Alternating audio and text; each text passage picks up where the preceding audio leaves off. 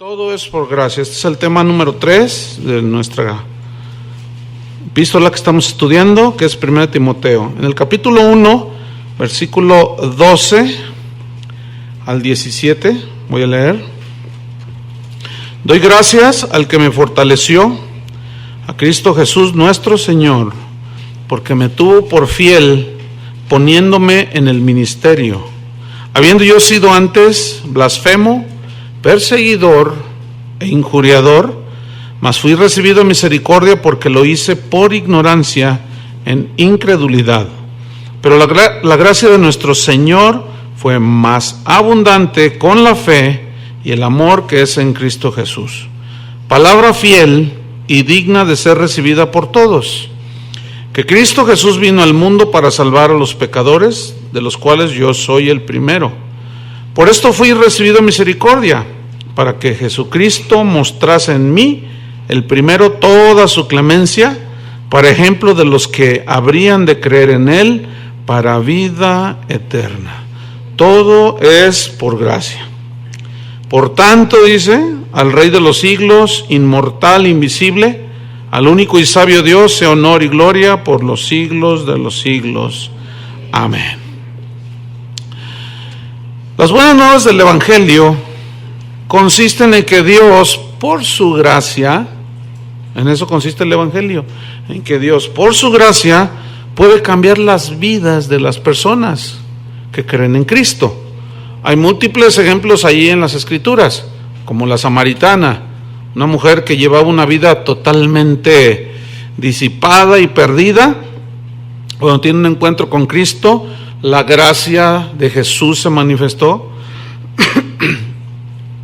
y esa mujer recibió esa gracia y su vida cambió, fue totalmente transformada. Otro caso ahí en el Evangelio es Zaqueo, aquel chaparrito, pequeñito, pero era grande, era en tranzas, era malandrín, pero un día se encontró con Jesús y Dios derramó su gracia en él y su vida fue transformada, de tal manera que el día de su conversión, fíjense, dijo: si yo he defraudado a alguien, se lo devuelvo cuadruplicado, o sea, 4 veces más. O sea, cuando viene la salvación, que es por gracia, debe de haber un cambio drástico, ¿sí? Totalmente notable. Si no hay ningún cambio, pues es que se puede dudar de que no han sido recipientes de la gracia de Dios. No hay una conversión. Otro caso allí es el de Pedro, aquel hombre pues atrabancado, aquel hombre injundioso, pero autosuficiente y cuanta cosa. Pero cuando la gracia de Jesús lo alcanzó, pues aquello fue, mira, el apóstol Pedro, ¿verdad? Uno de los apóstoles después de Pablo, de los más pues importantes y nombrados en las Escrituras. Y bueno, tú has sido recipiente de su gracia, ¿verdad que sí? Tú eres un testigo y un testimonio de lo que puede hacer la gracia de Dios cuando llega a nosotros. La pasada graduación, que ha sido la primera, entre todos los estudiantes se graduó uno que fue compañero de ustedes, Abelito, ¿lo recuerdan? Bueno, no sé cuántos sepan ustedes, pero ese muchacho vivía en la calle, vivía en el centro, se quedaba abajo de los puentes, abajo de las bancas, vivía en la calle. Y un grupo de jóvenes que siempre van a compartir al centro, allí le hablaron de Cristo, fíjate nada más. Y ya hasta se graduó de la escuela bíblica. Y el otro día me dijo, te quiero compartir algo, ¿te puedo compartir algo de la palabra que Dios me dio? Le digo, sí, ¿cómo no? Y me suelta un mensaje impresionante. Ya me andaba convirtiendo yo otra vez.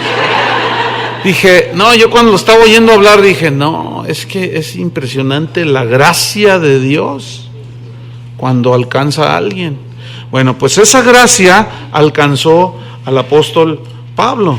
Dice en el versículo 12, doy gracias, agradecido estoy, en otras versiones dice, agradecido estoy con el que me fortaleció, Le doy gracias al que me fortaleció.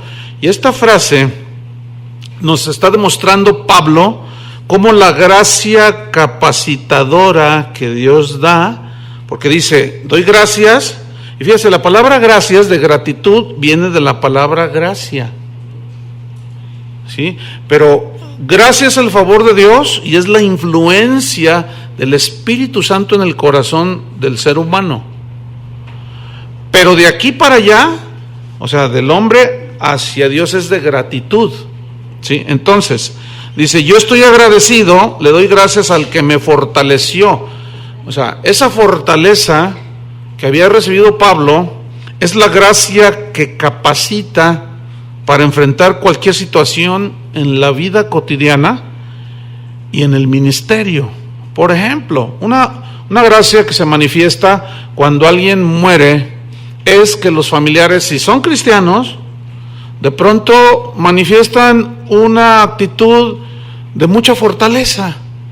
Entonces, el que conoce y entiende esto, bueno, no se sorprende mucho, pero los que no conocen se sorprenden y dicen, pero ¿te fijaste cómo estaba la esposa o el esposo con tanta fortaleza? Ay, ¿de dónde sacaría tanta fuerza? No, si tú te me mueres, me voy contigo, dice el otro. Uy, no, si se me muere mi marido, me muero yo. No conocen la gracia, no entienden la gracia. Entonces, ustedes, ninguno de nosotros ahorita necesita esa gracia porque pues no se ha muerto nadie. No sé si me explico. Entonces, fíjense cómo todo es por gracia, que es la mano de Dios, el favor de Dios que capacita en la adversidad. Y no solo para enfrentar los problemas de la vida, sino también los problemas del ministerio, que son un montón. A veces a mí me preguntan pastores, oye pastor, ¿cómo le haces? Yo tengo 100 ovejas y ya me anda, y tú tienes un montón. Le digo, no, pues es la gracia. No, hombre, yo me las comía todas las ovejas, las cocinaba diario, de una por una me la comía. Si no tuviera la gracia de Dios, o ya me hubiera ido. Porque ¿quién los puede aguantar a ustedes, hombre? Solo Dios a través de la gracia, ¿no es cierto? Entonces, la gracia, todo es por gracia. En Filipenses 4, versículo 13, San Pablo lo expresó de esta manera: todo lo puedo en Cristo que me fortalece. O sea, la fortaleza que da la gracia de Dios es la capacidad que da la gracia para soportar los problemas de la vida y del ministerio. Ahora, ese versículo tiene un contexto. El contexto es: he aprendido a contentarme cualquiera que sea mi situación. Sé tener abundancia y sé tener escasez, ¿sí? Estoy enseñado para ambas cosas. Y luego añadió: todo lo puedo en Cristo que me fortalece. O sea, esa es la gracia capacitadora para, bueno, cuando tienes solvencia económica, bueno, pues gloria a Dios, ¿verdad? Pero cuando se te atora la carreta, allí hay que estarse contento con lo que tienes, que no te desesperes, que no pienses que ya Dios te abandonó. Entonces es ahí cuando la gracia capacitadora viene, pero en base, escúchenme bien, es una gracia de Dios, es un favor de Dios, la mano de Dios sobre ti, pero también apela a Dios al conocimiento que tú tengas de Dios y de la palabra de Dios, ¿sí? Que tú sepas, bueno, es una prueba que estoy pasando, es una situación, no voy a estar toda la vida así, Señor, fortaléceme. Entonces Pablo daba gracias al que le fortalecía, porque el ministerio no es nada fácil. Algunos soñadores o ilusorios, ¿no? Piensan que el ministerio es algo sencillo, pues nomás es predicar, si nada más fuera predicar. Ni sabe, no se imagina. Entonces Pablo dice: doy gracias, estoy agradecido al que me capacitó con fuerza, con fortaleza, para aguantar todas las situaciones de la vida y del ministerio. Y luego él menciona al que es la fuente de la gracia. ¿Quién es la fuente de la gracia? Cristo. Estoy agradecido, no dijo a la Virgen María, a Juan Diego, mucho menos. No, dice, a Cristo Jesús nuestro Señor. ¿Quién es la fuente de la gracia? Cristo Jesús. A los israelitas durante el desierto, su travesía en el desierto, dice que una columna los seguía, una columna de fuego, luego una nube. En la noche la columna de fuego les brindaba calor y todo eso, ustedes saben, simbolizaba ¿a quién?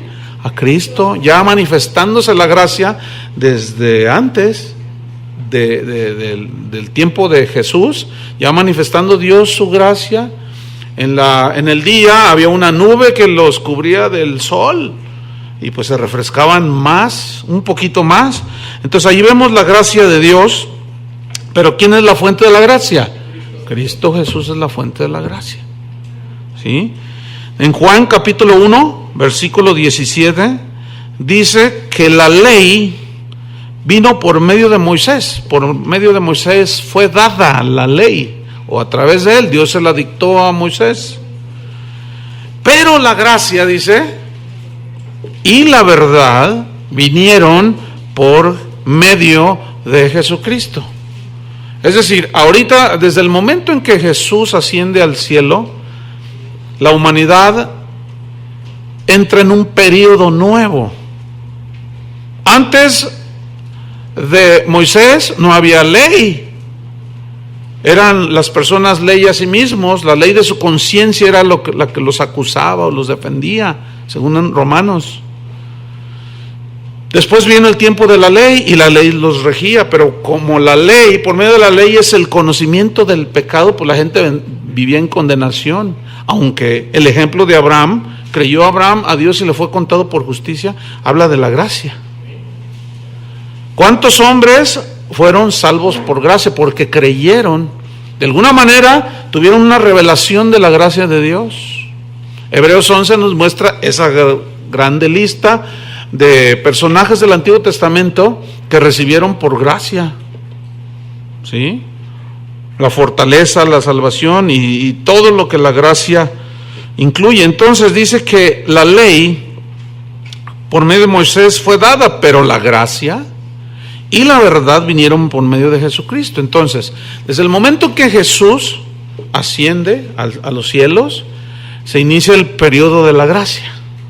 Fíjense cómo en el tiempo de la ley, cuando alguien violaba la ley, hacía algo, mataba, adulteraba, qué sé yo, eran apedreados. A los falsos profetas los apedrearon y los quitaban en medio del pueblo. Y a veces dijo, Señor, hubieras dejado un poquito la ley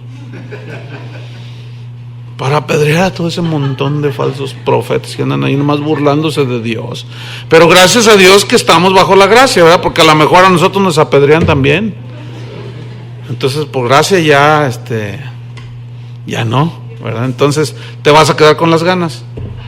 Porque la gracia es, vamos a hablar un poquito más.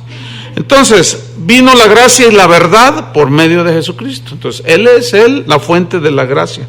Romanos 3:24 dice que somos justificados gratuitamente por su gracia. Acuérdense que justificados significa declarados justos, sin culpa, ya libres de culpa, liberados. Pero luego añade una palabra muy interesante, gratuitamente, sin costo para nosotros. El costo ya lo pagó Cristo, por amor y por su gracia. Entonces dice, justificados, declarados sin pecado, limpios delante de Dios gratuitamente por su gracia. Ahí está, otra vez. Por su favor, porque Él puso su mano, su influencia que tuvo sobre nuestro corazón para creer, mediante la redención, dice Romanos 3:24, mediante la redención, o sea, el pago del rescate que es en Cristo Jesús. Entonces Jesús es la fuente de toda la gracia. 1 Corintios 15, primera carta a los Corintios, capítulo 15, versículo 9. Fíjense lo que decía Pablo. Porque yo soy el más pequeño de los apóstoles. Fíjense la ausencia de soberbia que había en él. No tenía ninguna gota de orgullo, de vanagloria, de soberbia por ser quien era. Al contrario, fíjate, yo soy el más pequeño de los apóstoles, que no soy digno de ser llamado apóstol, porque perseguí a la iglesia de Dios. Pero, dice, por la gracia de Dios, soy lo que soy. Lo que tú hagas, lo que tú tengas, lo que tú hagas en el futuro o vayas a hacer, cuando empieces a ver que Dios te comienza a usar, que a lo mejor Dios ha puesto dones, talentos, habilidades, y cuando tú empieces a operarlas en la gracia de Dios, la gente te va a empezar a reconocer y a decir, ay, hermana, sin usted, quién sabe qué. Entonces, ¿qué vas a hacer tú? ¿Te vas a quedar con la gloria? ¿Qué es lo que hace que tú operes en esos dones? La gracia. Todo lo que tú logres hacer en el Señor, ¿por qué es? Porque eres bien inteligente. Ya sabía yo que tú pensabas eso. Es que yo tengo carrera universitaria. Y eso hoy estaba oyendo en las noticias que Vargas Llosa, un escritor peruano, va a recibir su 40 doctorado honoris causa. 40 honoris causa. Es una celebridad en el mundo, pero de la Biblia no entiende nada, de Dios no entiende nada. O sea, no es por capacidad humana. Si no, pues imagínate, se los voy a traer de pastor. No es por logros humanos, es por gracia. Ahora, lo que ellos ignoran, aún en el mundo, lo que se logre hacer, es por gracia de Dios. ¿Nunca han pensado que cada mañana que se levantan, imagínate que de pronto tú empiezas así, ay, ¿qué pasó? No hay oxígeno, es que el Señor le cerró. ¿Nunca has pensado que ahí es donde se demuestra la misericordia de Dios y la gracia con todos, buenos y malos, justos e injustos? Hace salir su sol sobre buenos y malos. Ahora imagínate que te estás ahogando allí y luego, Señor, y el Señor le cierra, lo dice, bueno, le abro, pero te voy a mandar la factura, te vendo el oxígeno. Fíjate, tú dices, ay, el oxígeno, pues ese es gratuito. Sí, es gratuito. Imagínate si Dios te lo cobrara. Fíjate, es un elemento tan vital para los seres humanos que Dios tuvo que regalarlo. ¿Sí? Lo mismo es la salvación, aunque algunos listos ahora te lo quieran vender. La salvación era tan grande, tan maravillosa, que nadie podía pagarla, tuvo que regalarla el Señor. ¿Verdad? Entonces, qué tremendo esto. Dice, pero sigo en 1 Corintios, porque yo soy el más pequeño de los apóstoles, que no soy digno de ser llamado apóstol, porque persigue la iglesia de Dios. Pero por la gracia de Dios soy lo que soy. Ahí está. Por gracia recibimos tantos beneficios de Dios. Y acuérdate, tus logros, lo que hagas, es por gracia. Y su gracia, dice, no ha sido en vano para conmigo. Antes he trabajado más que todos ellos, o sea, los otros apóstoles.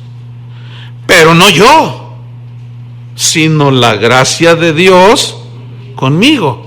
O sea, dice, yo he trabajado, pero luego, porque era así. Él fue 3 viajes misioneros.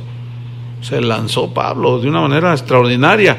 E hizo más que los demás apóstoles. Pero luego, Pablo era un ministro muy bien ubicado. Dice, yo he hecho mucho, pero no yo, sino la gracia de Dios conmigo. ¿Ah? Cuando tú oigas a un predicador que en alguna conferencia y luego empiece, ya lo introduzcan y lo presenten, y empiece a hablar y hablar de él y de sus viajes y de lo que ha hecho, y no le da la gloria a Dios, mejor salte. ¿Para qué pierdes el tiempo oyendo un tipo de esos? Porque se atribuyen todo, no, yo, y es que yo fui, es que yo hice, es que, sí, por ti me salvé. Están desubicados, se atribuyen a sí mismos lo que Dios les dio por gracia y no le dan la gloria a Dios. Siempre dale la gloria a Dios, siempre, nunca te quedes con nada. Porque lo que logres hacer y lo que llegues a hacer no es por ti, sino por su gracia. Amén. Aleluya. Pero no yo, sino la gracia de Dios conmigo. Versículo 12, sigo allí en 1 Timoteo. Porque me tuvo por fiel, o sea, le doy gracias a Dios que me fortaleció, me capacitó con gracia. Le doy las gracias a la fuente de la gracia, que es Cristo, porque me tuvo por fiel, poniéndome en el ministerio. La frase me tuvo por fiel, me tuvo por digno de confianza. Ahora, ¿por qué Dios le confió? Porque Dios ya lo conocía desde antes de la fundación del mundo. Lo había escogido por gracia. Sin embargo, Dios sabía que Pablo iba a ser un hombre fiel y le confió. Me tuvo por digno de confianza. Por eso le doy gracias a Dios. Yo tuve una experiencia del ministerio al inicio a fines de los años 80 y a principios de los años 90. Dios nos mandó a la Argentina como misioneros, y mi primera reacción cuando Dios me habló fue: ¿y a quién le dejo la iglesia, Señor? Y me dijo: ¿cómo que a quién? Pues a los que has estado preparando. Entonces uno siempre dice: pero ¿qué? Es que, Señor, lo que le estaba yo tratando de decir es que desde mi punto de vista todavía no estaban capacitados para hacerse cargo de la iglesia de una manera directa. Entonces el Señor me aplacó y me dijo: mira, tú tienes que arriesgarte con ellos, así como yo me estoy arriesgando contigo. Y ya me fui tranquilo. Pues sí, porque Dios se arriesga contigo.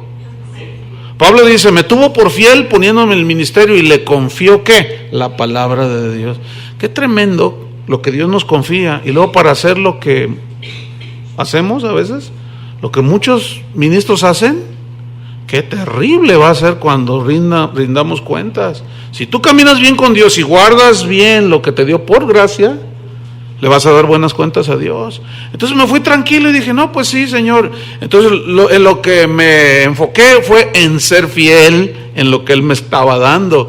Y yo dejé aquí encargada la congregación en todos los que ustedes conocen, y me fui. Ni una sola llamadita yo hice desde allá todo el tiempo que estuve. Yo confié plenamente en Dios. Cuando yo regresé, no solo la iglesia siguió, sino estaba crecida, ¿verdad? Entonces, así como Dios se arriesgó conmigo y se va a arriesgar contigo, a lo mejor ya se arriesgó, así también nosotros tenemos que delegar y arriesgarnos. ¿Es posible que fallemos? Sí. ¿Es posible que te fallen los de más abajo que tú tengas como compañeros? Sí.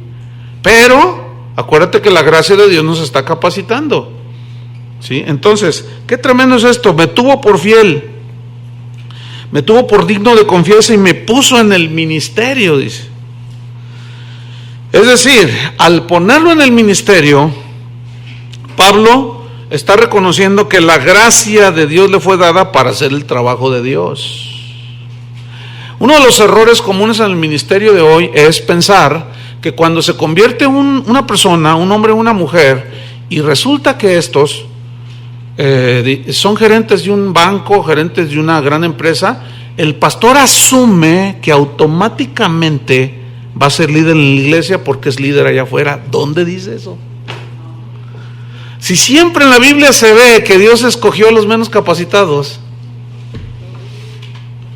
Y ese ha sido un gravísimo error. Yo una vez escuché a un pastor que dijo: mis líderes, si no tienen carrera universitaria, no los acepto en el ministerio. ¡Ay, qué sabiduría! Pregúntenme cómo está esa iglesia. Pues, ahí anda todavía, pero ha sido un desastre. Porque metió gente que sí uno era un doctor y era director de un hospital, otro dirigía una empresa, o sea, otro era gerente, y los metió de líderes porque según él, el éxito del mundo, si lo tienen allá como líderes, como dirigentes, también lo van a tener en la iglesia. No, hermano, eso no es lo que dice la Biblia. ¿Qué dice la Biblia? Que Dios escoge por gracia, y lo necio escogió Dios, y lo que no es para deshacer lo que es. Fíjense, cuando Dios me habló a mi esposa y a mí de empezar esta congregación, que ya tiene 25 años, cuando fui a hablar con el pastor de que Dios me había hablado, me miraba así y me dijo: mira, Chuy, te soy sincero. Así me dijo.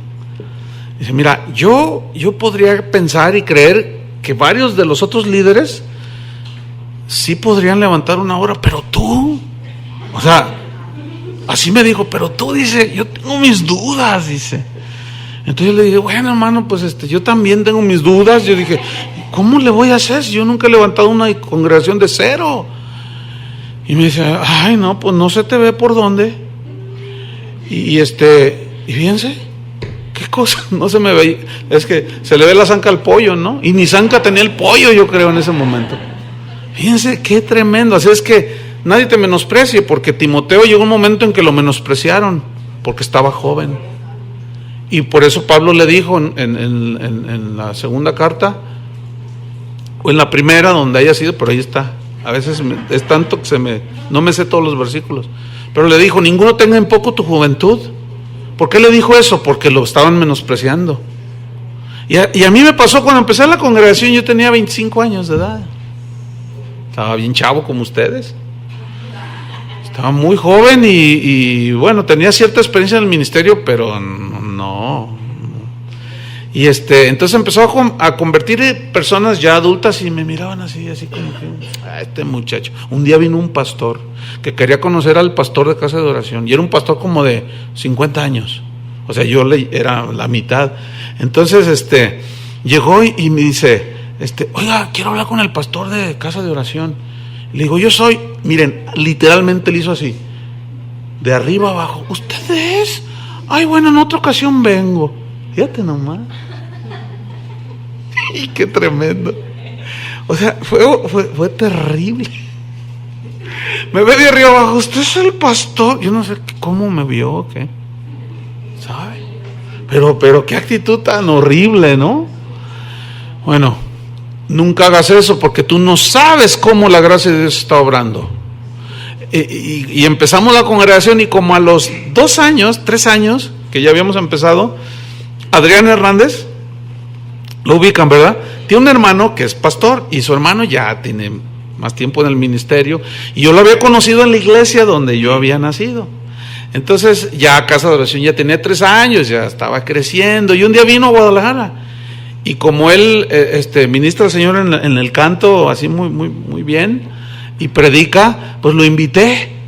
Y cuando él llega, pásate, ya lo presento y todo, y lo dice: hermanos, les voy a confesar algo. Dice: yo conocí a Chuy, dice, muchos años, dice, y la verdad no figuraba.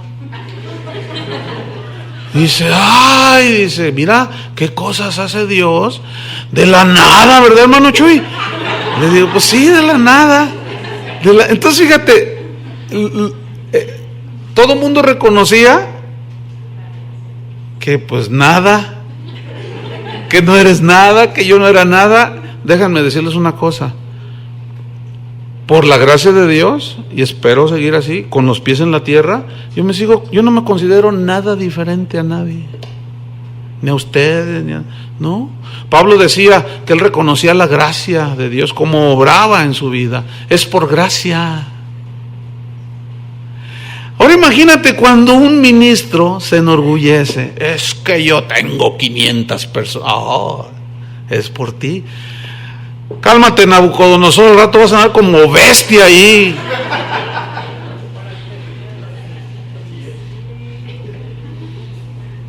¿Verdad? A muchos se les ve la zanca y dicen: no, ¿verdad? Y no, hombre, se lleva uno cada chasco. ¿Por qué? Porque no es la capacidad humana, es la gracia de Dios. ¿Qué es? La gracia de Dios. Entonces, me puso en el ministerio, me capacitó. 1 Corintios 15:10. Por gracia. La salvación es por gracia, todo es por gracia. 1 Corintios 15, versículo 10. Dice así: Pero por la gracia de Dios, aunque ya leímos otra vez, pero por la gracia de Dios, ¿qué? Soy lo que soy. Y la gracia no ha sido en vano para conmigo. Ahí está, no ha sido en vano, o sea, ha operado, ha dado fruto. Antes he trabajado más que todos ellos y ubicado, Pablo.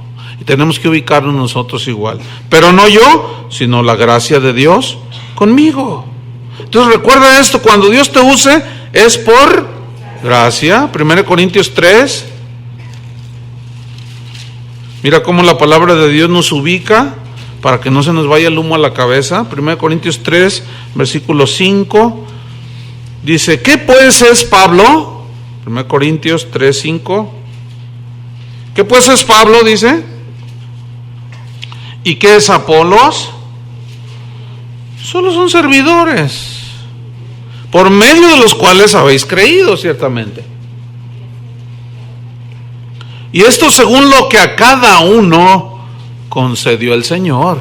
O sea, la gracia con la cual Dios capacita a cada uno, que es diferente. A unos les da más gracia que a otros, pero todos tenemos la gracia de Dios, ¿sí? Porque somos diferentes. Y Dios al que escoge lo capacita con su gracia. Dice, y eso según lo que a cada uno concedió el Señor. Yo planté, decía Pablo, o sea, la palabra de Dios, yo planté. Apolos regó. Y ustedes la regaron. No. Dice, Apolos regó. O sea que Apolos era un predicador tremendo, ¿se acuerdan? Entonces Pablo había puesto el fundamento y Apolos era un predicador tremendo, lo cuenta en las Escrituras, y él llegaba y les predicaba. Entonces Pablo plantó, Apolos regó, ese sembradío espiritual. ¿Quién da el crecimiento? Pero el crecimiento lo ha dado Dios. Ahora son las estrategias las que dan el crecimiento. No, y todavía, fíjate, yo te voy a enseñar cómo en un año vas a tener 2,000 personas. Yo te voy a enseñar. Mira, no. Y qué tremendo, cómo se ha sustituido a Dios. Ya no somos sembradores ni regadores. Ahora somos los que provocamos el crecimiento. Hermanos. No son los métodos, no es mi estrategia, no es mi sabiduría. Yo siembro, otros riegan. ¿Quién da el crecimiento? Dios es el que da el crecimiento. ¿Qué más dice? Versículo 7. Así que, pues si alguno todavía tiene duda, ni el que planta es algo. ¿Te hablan algo? Ni el que planta, ¿qué? O sea, no es nada, solo servidor. Ni el que riega es algo. Que yo soy, cálmate algo. Cálmate nada. Sino Dios, Él sí es, que da el crecimiento. Y el que planta y el que riega son una misma cosa. ¿Qué? Algo, nada.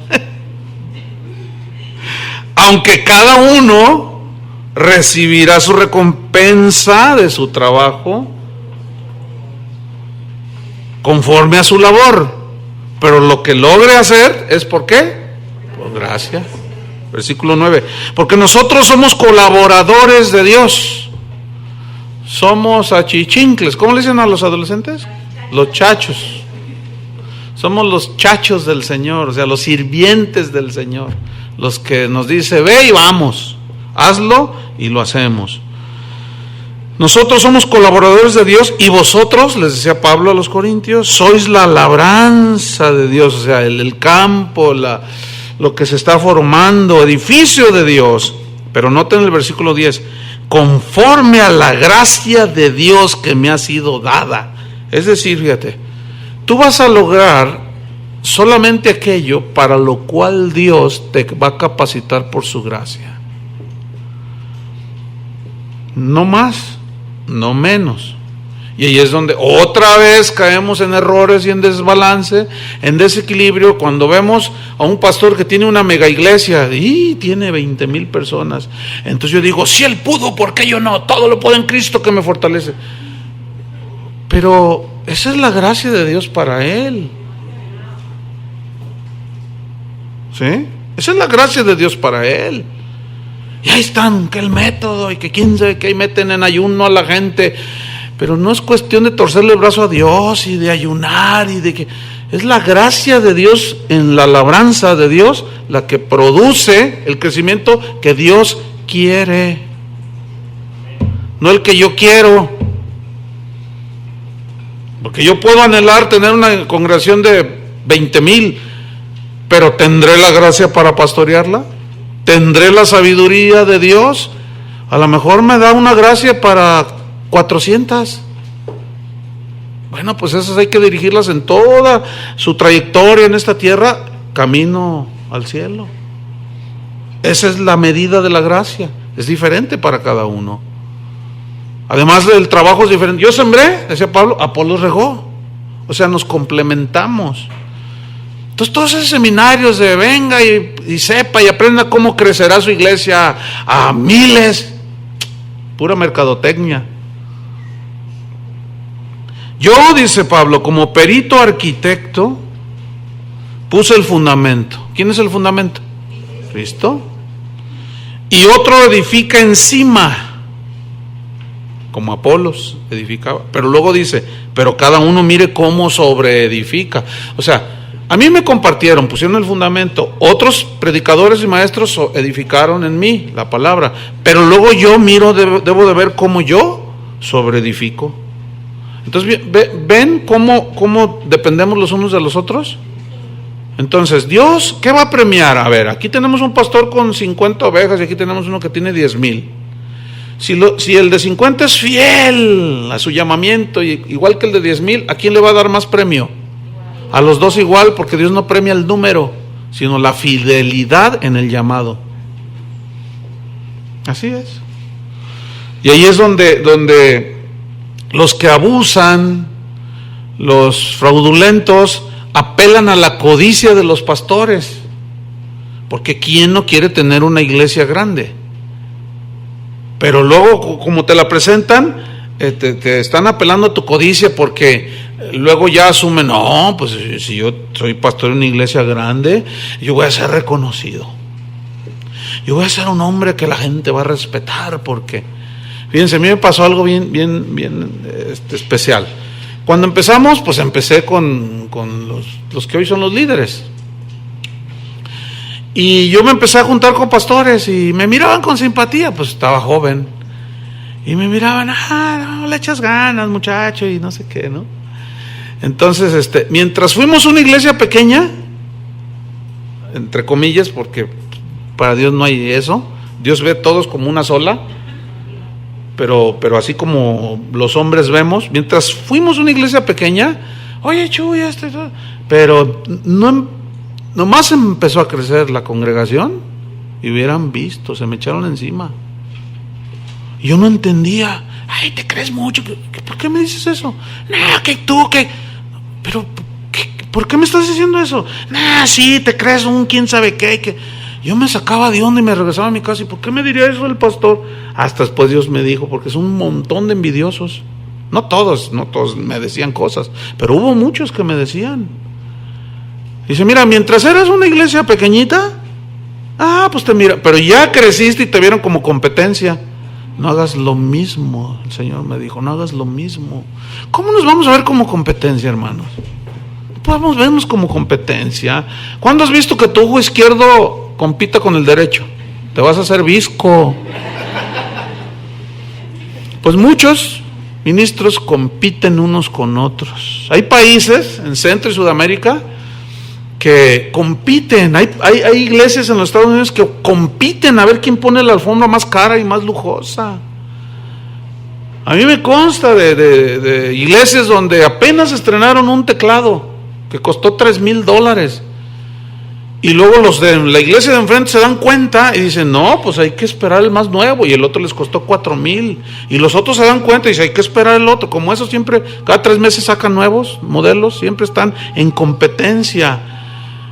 Yo tengo un familiar que estuvo en una iglesia en los Estados Unidos que dijo que un día el pastor les dijo, hermanos, No sé si ya se dieron cuenta, pero los de la iglesia de enfrente, porque allá en Estados Unidos las iglesias están por todos lados, ¿no? Los de la iglesia de enfrente están estrenando alfombra, hermano. ¿A poco nos vamos a dejar, hermanos? ¿Verdad que vamos a poner la mejor alfombra? Y todos, amén. Fíjate nomás. Bueno, pues una ofrenda.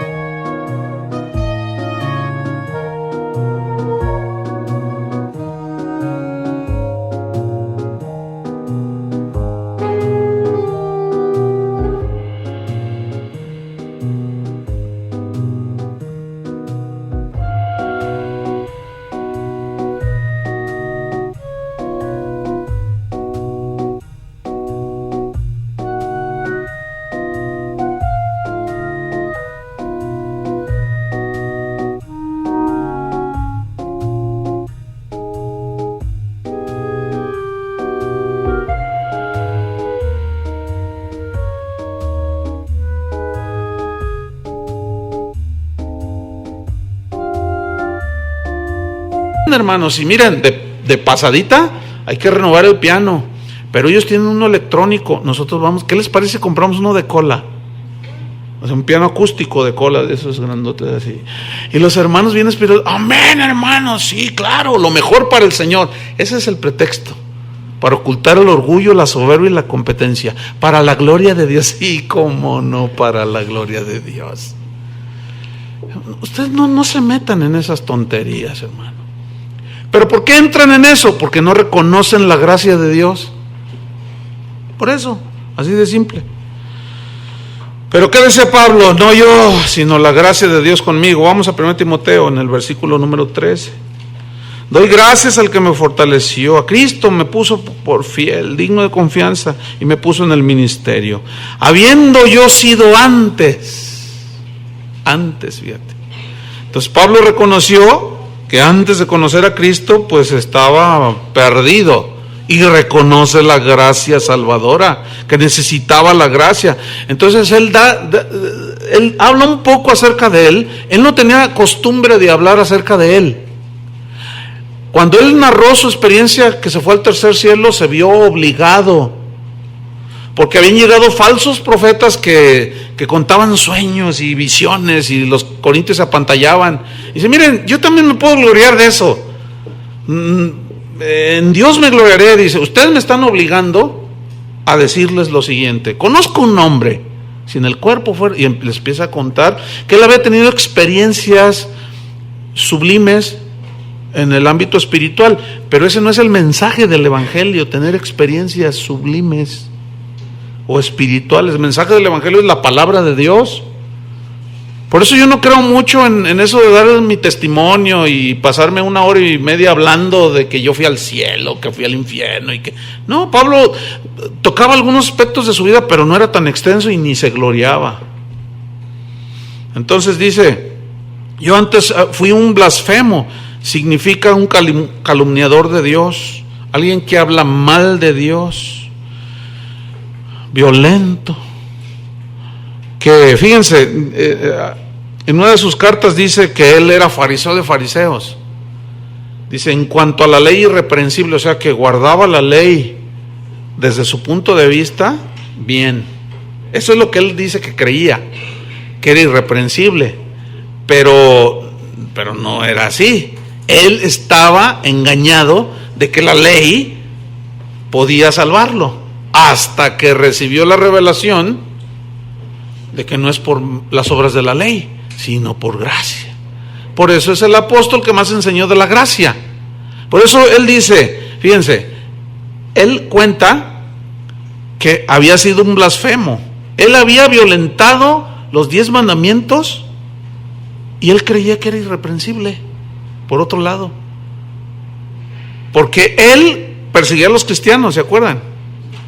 Y violentaba el hecho de que algunos habían encontrado la comunión con Dios y los asesinaba. Y violentó todos los mandamientos. ¿Sí? Dice, yo fui un blasfemo y hablaba en contra de Dios, porque al hablar en contra de los cristianos, hablaba en contra de Dios. Dice, fui blasfemo, perseguidor de la iglesia. ¿Se acuerdan cuando consentía en la muerte de Esteban? Dice que respiraba amenazas. Pero la palabra allí, respiraba amenazas, habla de un jadeo así, pero de odio, ¿sí? Estos van a ver, y los perseguía y tomaba cartas y perseguía a los cristianos, los metía en la cárcel, les hacía y les deshacía. Fui injuriador, dice. Su trato era violento. Eso significa injuriador, o sea que tenía un trato violento físicamente y verbalmente contra los cristianos. Fui yo un injuriador. Tan era así que cuando la gracia de Dios lo alcanzó, que le dice al Señor, Señor, ¿qué quieres que haga? Dice, mira, un discípulo llamado Ananías va a orar por ti, vas a recibir el Espíritu Santo y vas a ver. Entonces Ananías estaba orando y Dios le dijo, te voy a mandar aquí a Saulo para que le ponga las manos y reciba el Espíritu Santo y vea. ¿A quién me vas a mandar? A Saulo. ¿Qué no sabes que es el que nos persigue, el que nos... Sí sé, no te preocupes. Pero fíjate, después los discípulos, dice ahí en el libro de Hechos, que los discípulos lo miraban con recelo, así como, no, o sea,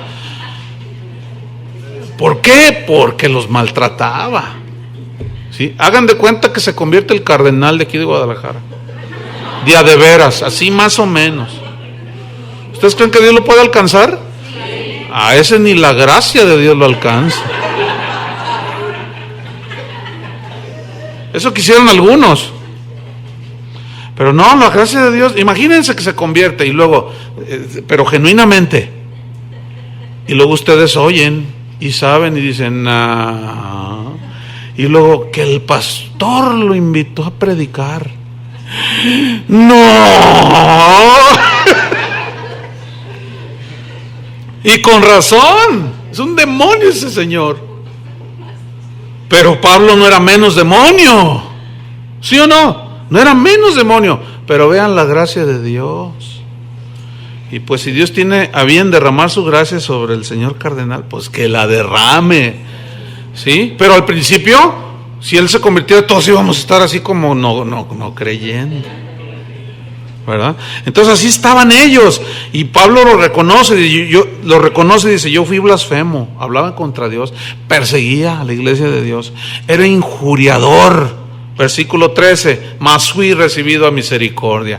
Mira, el reconocer eso es reconocer el poder de la gracia y la grandeza de la gracia de Dios. Mas fui recibido a misericordia, en otras palabras, fui objeto de compasión de parte de Dios. Dios me tenía compasión, por eso Él era tan compasivo, y así debemos de ser nosotros también, ¿sí? Podríamos desconfiar y pensar aquello o más allá, pero aún así, la compasión de Dios debe de anidar en nuestro corazón, porque Él tuvo compasión de nosotros. Amén.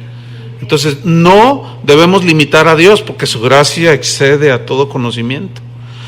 Entonces yo fui objeto de compasión, en otras palabras, mi miseria fue quitada por el poder de su gracia, por su mano que puso sobre mí. Yo era el peor de todos. Ahora, la pregunta es, ¿por qué fue recibido a misericordia? El mismo versículo 13 te lo responde.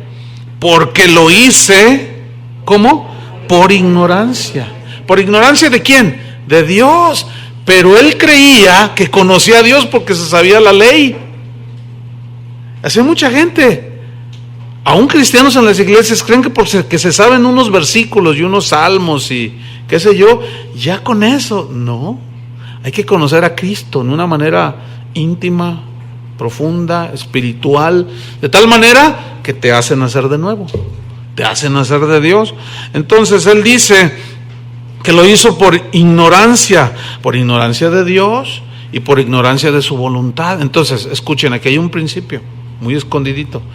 Cuando alguien te ataque, te diga, pues no se lo tomes a mal y mucho menos te amargues. Algunos se amargan. No, ¿por qué lo están haciendo? Por ignorancia. No conocen a Dios, no conocen su voluntad, no conocen su palabra. Entonces no te des por ofendido, porque eso es muy común, ¿verdad? Ay, me dijo, y Dios va a hacer justicia y quién sabe cuánta cosa.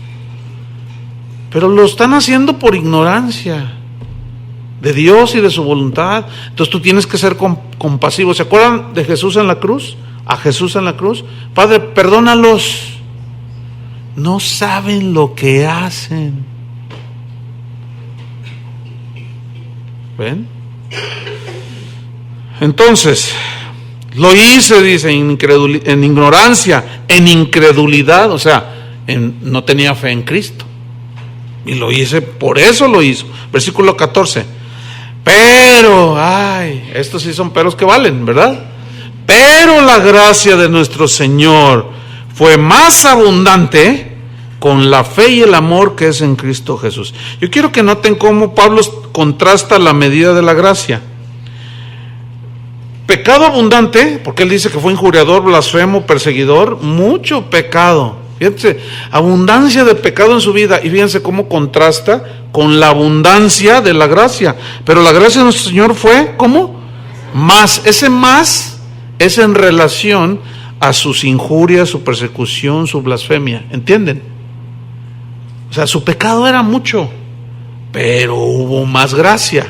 Por eso le escribió en Romanos 5:20. Dijo, cuando el pecado abundó, sobreabundó la gracia. Por cuando el pecado abundó, sobreabundó. O sea, se derramó la gracia sobre el pecado, sobre su vida. Una vez un amigo mío, un conocido mío, un pastor, contó que había hecho una reunión al aire libre y empezó a predicar. Entonces dice que se paró enfrente de él así un hombre que traía se veía pues así como norteño, ¿no? Un hombre así de rancho, de pueblo, ¿no? Pero elegante el hombre. Entonces que se le quedaba mirando así con las manos así, lo miraba y él predicaba, y Cristo puede perdonar tus pecados. Y entonces hubo un momento en que aquel hombre le dijo, eso que usted está diciendo, ¿qué tan cierto es? Porque si usted me dice mentiras, y el hombre se mete la mano hacia atrás y saca un pistolón y dice el hermano, Tomás se llama, el hermano ahí sí creyó, ¿verdad? El Tomás. Y dice mi amigo el pastor Tomás, dice, cuando vi el pistolón así, dice, más te vale, le dice, que sea cierto lo que dices. Y dice, entonces imagínate, dice que le empezaron a temblar las piernas, pero en eso vino la gracia. Y que le dijo, Dios te ama tal y como eres. Entonces el hombre tenía la pistola en la mano, y cuando le dijo eso, la puso en la plataforma, porque estaba así en la orilla, y la puso así, y le dijo, aunque yo haya tenido 20 mujeres, aunque hayas tenido 50, aunque yo haya matado 5 personas, aunque hayas matado 20 personas, aunque lo que sea. Y dice que el hombre se quebró, bien tremendo, y empezó a llorar. Y le, límpiame, Señor. Y se convirtió, una conversión tremenda ese hombre. Después vino con él y le dijo, pues tengo 10 mujeres. ¿Qué hago? Dice. Y me dice Tomás, y ahí ya empezó a dudar. Otra vez volvió a las andadas. Y que le dijo, ay, pues déjame orar, dice, para pedir una guía de Dios, para aconsejarte, qué sé yo. Entonces cuando ya se vieron de nuevo, le dijo el hombre, no, ¿sabes qué? Ya me habló el Señor. Me dijo que me voy a quedar con la que me casé, con la primera. Y las otras las despidió. Y se quedó con su única esposa, con su legítima, más bien. Esas son conversiones, hermano. Pero cuando la gente no tiene convicciones, no están convertidos, no son recipientes de la gracia y siguen viviendo como quieren vivir, no han sido salvos. No, es que la gracia de Dios abarca, sí, es cierto.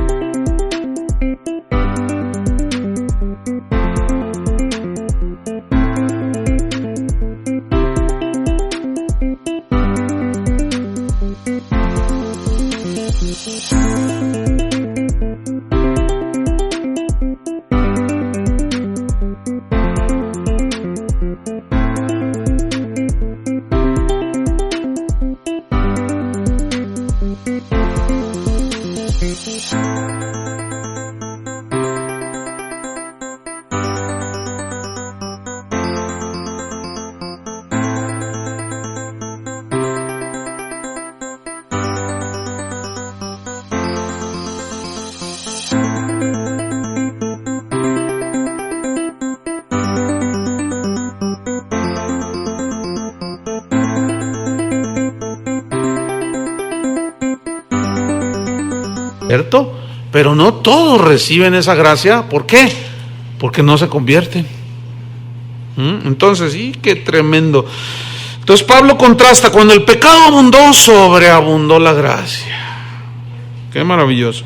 Versículo 15 dice: palabra fiel y digna de ser recibida por todos. ¿Por qué dice palabra fiel? Porque es dada por un Dios. O sea, palabra fiel se refiere al evangelio.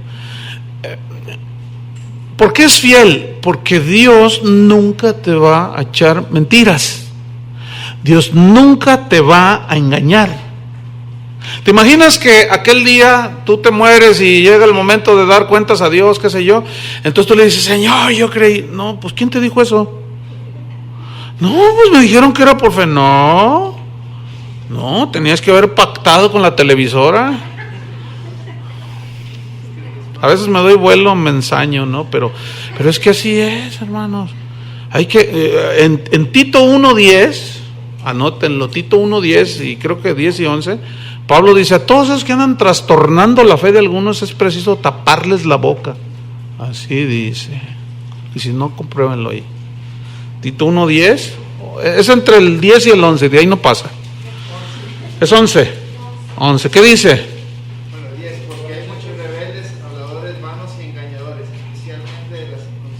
Los de la ley, ahí está. ¿A los cuales qué? A quienes es preciso tapar la boca. Ahí está. Entonces a veces no que yo me ensañe, o que como algunos me han dicho: es que tú estás amargado contra él. No te digan cómo va a estar amargado. Lo que pasa es que taparles la boca a esos contumaces habladores mentirosos. Bueno, ya seguimos. Palabra fiel. O sea, Dios nunca te va a mentir, por eso es palabra fiel, porque Dios es un Dios fiel. Y digna, merecedora de ser recibida por todos. ¿Cuál es ese mensaje digno y fiel de parte de Dios? Que Cristo vino al mundo. Fíjate, este verbo vino al mundo habla de su eternidad. O sea, de que Él ya existía desde antes de cualquier cosa. Vino al mundo, o sea, ¿dónde estaba antes de venir? Pues con el Padre, que es de la misma, es la imagen misma de su sustancia. El Verbo encarnado, el Hijo de Dios, vino al mundo. La palabra mundo aquí es la palabra cosmos, pero se refiere al conglomerado de personas, ¿sí? Vino al mundo, ¿para qué? Para salvar a los pecadores. A eso vino al mundo. Esa fue la razón de su venida. Ahora, ¿por qué tuvo que venir? Porque Él sabía que por obras nadie podía ser salvo. Y todas las religiones, todas, excepto el cristianismo bíblico, ofrecen la salvación por obras. excepto el cristianismo, el evangelio de la gracia. Es la única religión, entre comillas, que te ofrece la salvación gratuitamente, por gracia de Dios, como un regalo que no puedes comprar. Entonces, que Cristo Jesús, ese es el mensaje fiel y digno de ser recibido, vino al mundo para salvar a los pecadores. Ahora vean otra vez la actitud que tenía Pablo. Era una actitud que él mismo tenía que recordarla constantemente para que no se le olvidara que había sido por gracia. De los cuales pecadores, ¿qué dice? Yo soy el primero, o sea, el peor de todos. Yo fui de lo peor. Así que yo no tengo nada en qué gloriarme. Yo no hice nada. Yo no soy nada. Y lo que soy es por la gracia de Dios. Pero ese mensaje es digno de ser recibido. Todos los pecadores. Pero yo soy el primero. No, ahora todos quieren ser el primero, pero el primer lugar en las sinagogas. En las sillas. El otro día que estuve en un evento, dice, ay hermano, ¿ustedes qué hacen allá en México cuando se hace un evento a nivel ciudad y participan varios pastores? Le digo, bueno, pues lo que ustedes hacen sí, pero es que todos quieren participar y todos quieren decir su rollo. Y le dije, no, yo cuando participo en algo, que empiezan con su rollo, no, que a mí me van a dejar dar 5 minutos y que yo voy a hablar. No, que no hable nadie. ¿Para qué?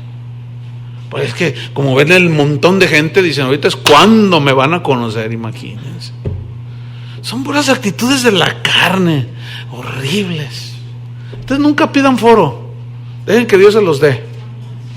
Nunca pidan que no sabes quién soy yo. Aquí está un loquito, no sabe quién es.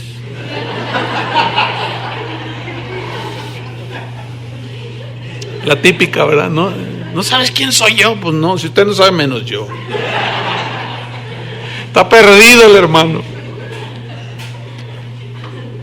Yo soy el primero, dijo, yo soy el peor de todos. Versículo 16.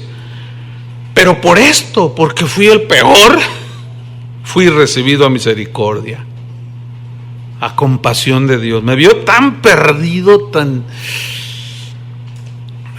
por eso fui recibido a misericordia. ¿Para qué? Jesucristo mostrase en mí el primero toda su clemencia. Fíjate, la razón de que Dios salvó a Pablo, en este caso, no fue para hacerlo apóstol, no fue para hacerle un gran ministro. ¿Saben para qué lo salvó? Dios, para mostrar su gracia, para que nos demos cuenta de lo bueno que es Dios. Fíjense, cuando Dios hizo el huerto, hizo la tierra, puso al hombre en el huerto, ¿se acuerdan?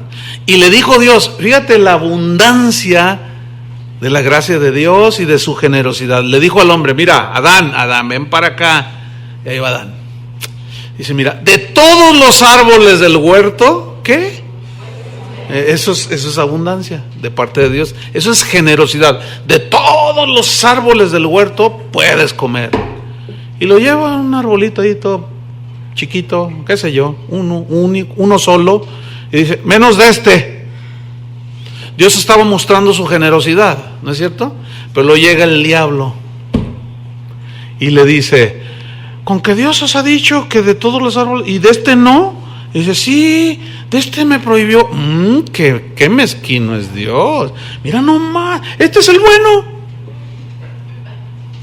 Y el hombre quitó. ¿Saben cómo estaba Adán? No sé cuántos han visto el comercial en la televisión, que me gusta verlo y digo, ay, así son algunos hermanos, que anuncian una camioneta Chevrolet, es una Cheyenne, que llega el ranchero, ¿verdad? Con su hijo. ¿La han visto esa?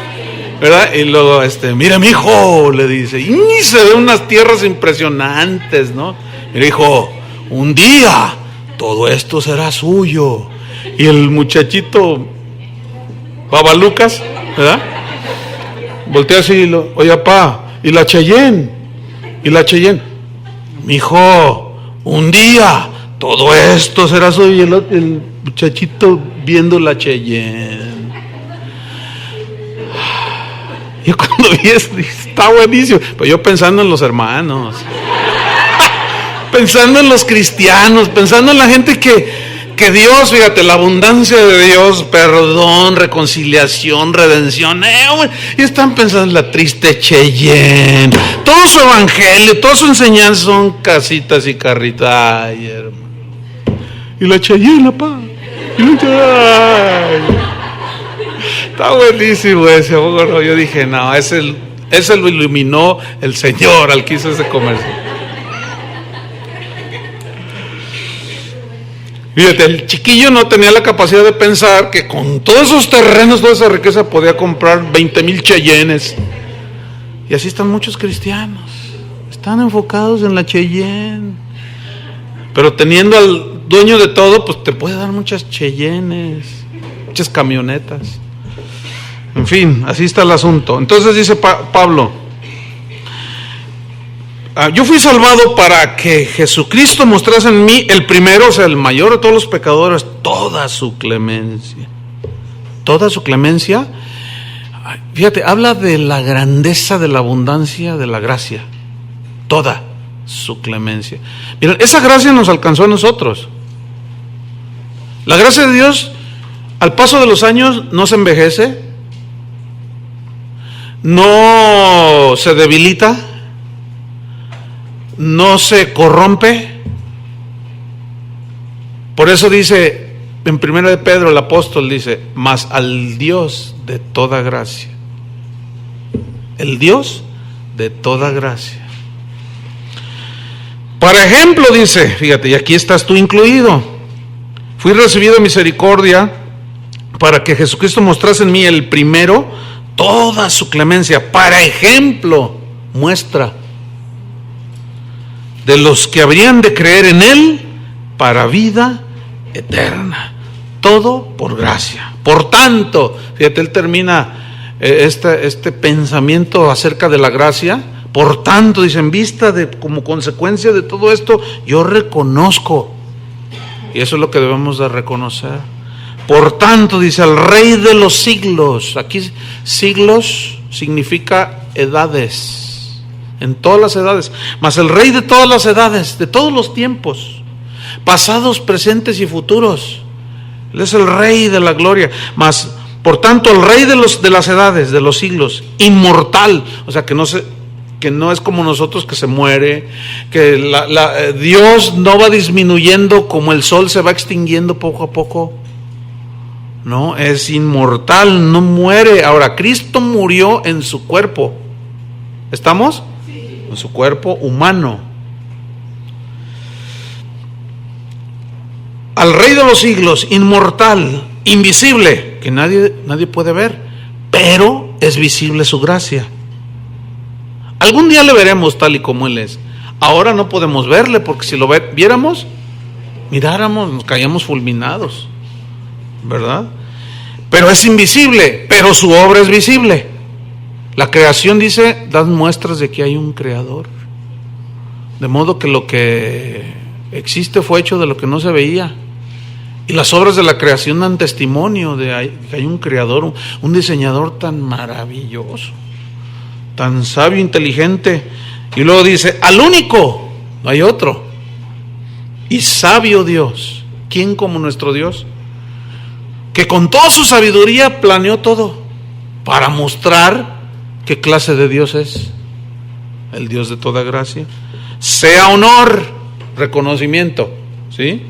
Eso es honor. Sea honor y gloria, o sea, suma exaltación, por los siglos de los siglos. O sea, esto significa eternamente, eternamente. Amén, dice. O sea, así sea. Versículo 18. Dice, este mandamiento, ¿cuál mandamiento?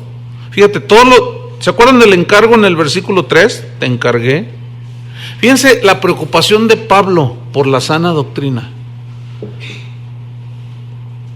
por el evangelio de la gracia, que este es el evangelio que se debe de predicar.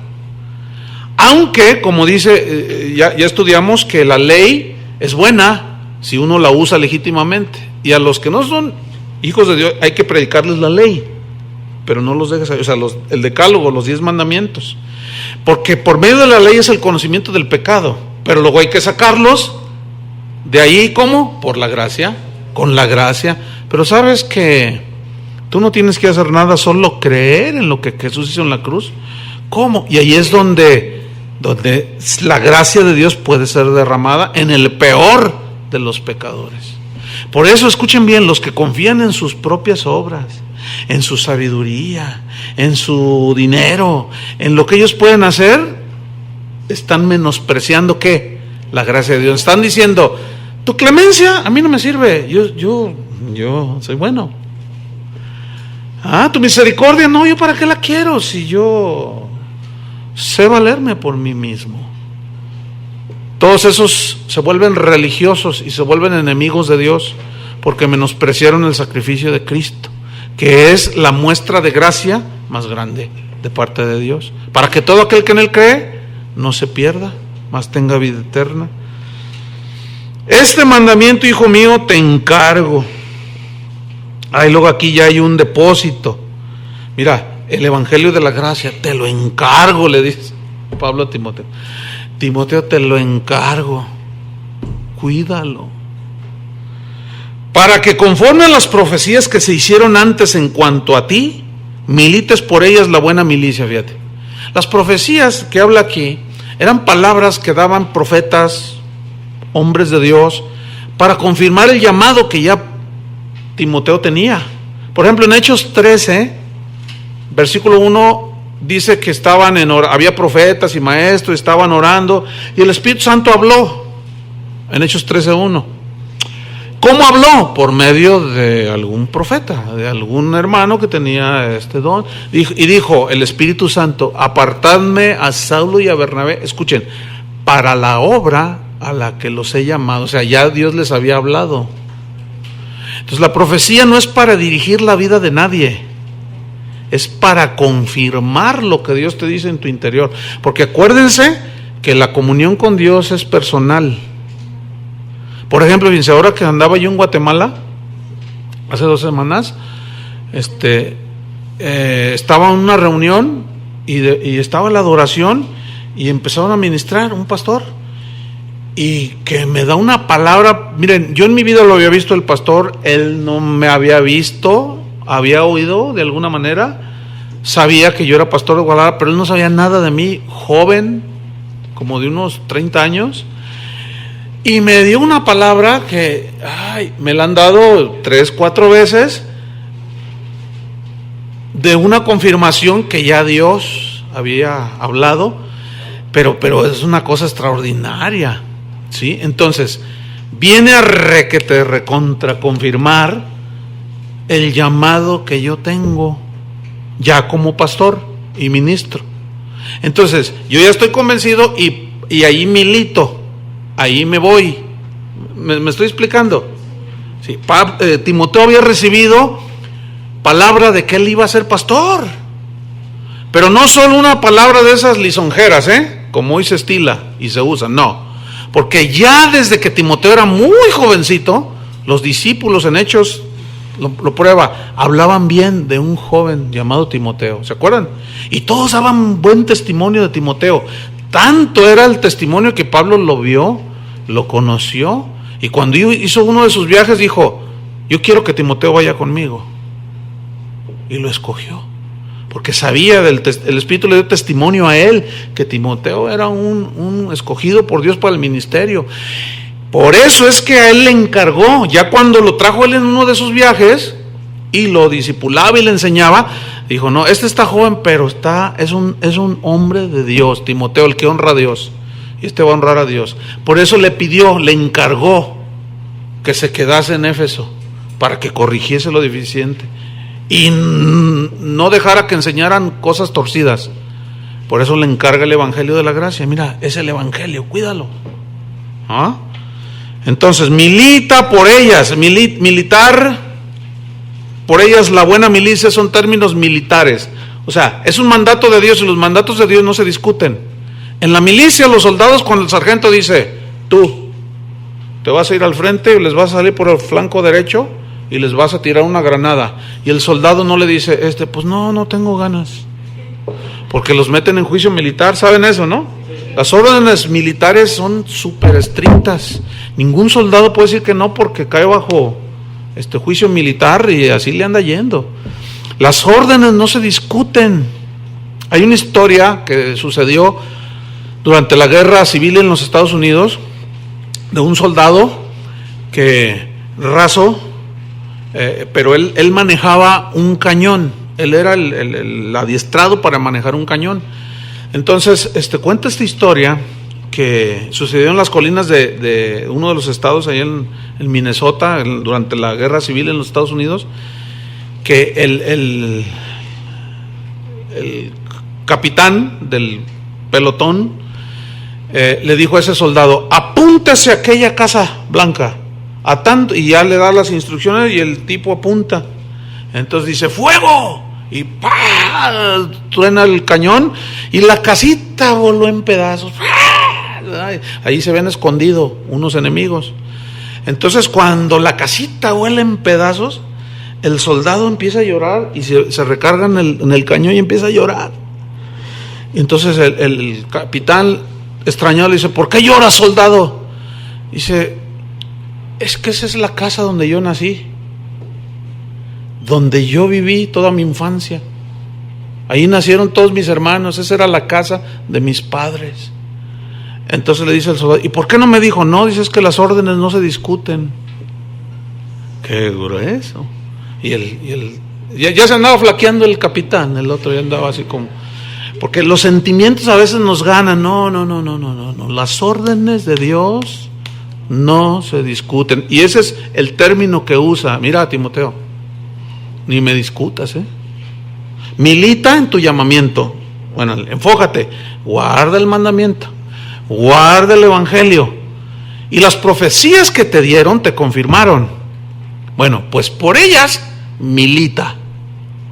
Son órdenes militares del general de arriba. Cuida el evangelio. Pero Señor, es que ¿qué? Dispara. Pero es mi amigo, pero me ha traicionado. Dispara, Timoteo. Ay. ¿Entendieron la analogía? Versículo 19, aquí está la razón del por qué, dice, manteniendo la fe, o sea, mantén la fe, o sea, aquí la fe es las verdades del evangelio. Y no solo las verdades del evangelio debes de mantenerlas, sino una buena conciencia, de manera que si tú traicionas el mensaje y lo diluyes, Timoteo, te las vas a ver con Dios. Desechando, o sea, la buena conciencia y las verdades del evangelio, la cual naufragaron. Este es un término que se usa para los barcos cuando naufragan. Cuando un barco naufraga en medio del mar, ¿cómo se queda? Aislado de todo. Fíjate, naufragaron, se quedaron aislados. En cuanto a la fe, o sea, las verdades del evangelio, algunos de los cuales son Himeneo y Alejandro, a quienes entregué a Satanás para que aprendan a no blasfemar. ¿No les gusta ese versículo, verdad que no? A nadie le gusta. Parece como que los cristianos no leen la Biblia. Yo no sé qué Biblia leen.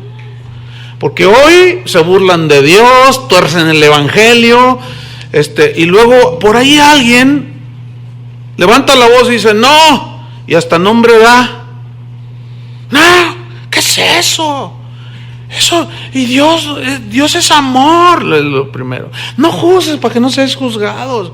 No, se dice el pecado, pero no se dice el pecador. Y quién sabe cuánto rollo dicen. Y resulta que la Biblia da nombres.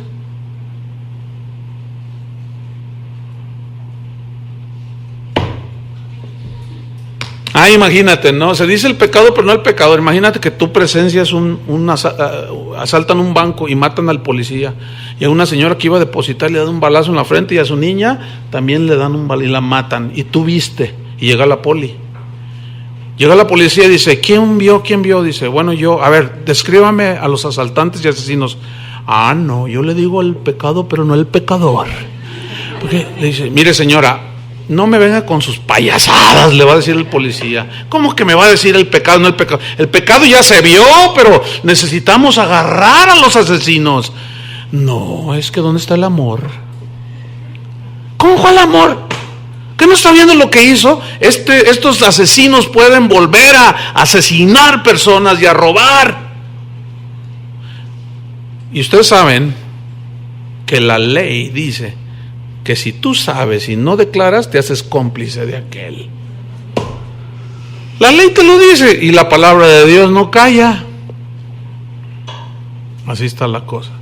Pero la ignorancia de los hermanides, que el Dios de la gracia, sí, Dios de la gracia. Pero aquí que Pablo no está usando la gracia, dice, no, la gracia para los que creen, pero los que se burlan, los que tuercen el evangelio, esos hay que torcerlos.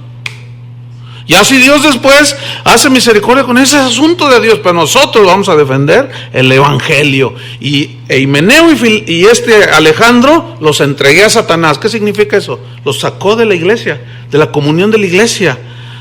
¿Por qué? Porque empezaron a decir blasfemias contra Dios, empezaron a torcer el evangelio. No se junten con esos.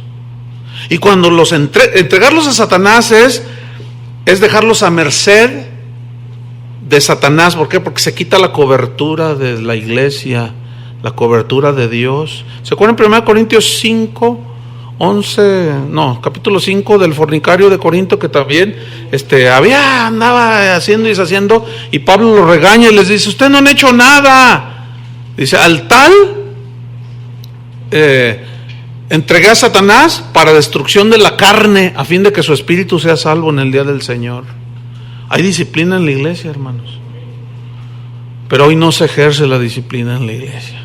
Pero ahí están las instrucciones claras para que aprenda a no blasfemar. Bien, aquí vamos a quedarnos.